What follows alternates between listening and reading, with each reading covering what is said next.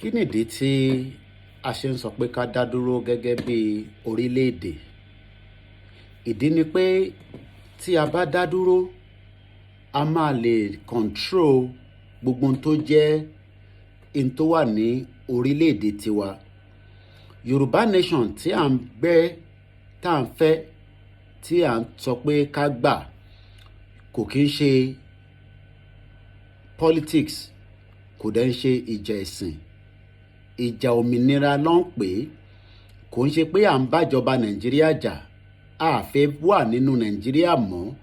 A dẹ̀ ti ní bọ́dà tiwa tí Elédùmarè tó ti pín wa ní ti dáadáa. Fáǹfààní ẹ̀yin tí kò bá yé, kò ń ṣe pé Yorùbá nation terrorist organization ni, kò dẹ̀ ń ṣe political office.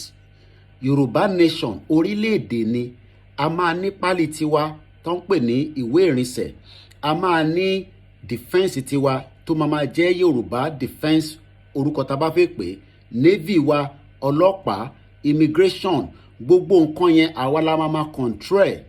Kò ní wà ní ọwọ́ àwọn ẹlòmíì.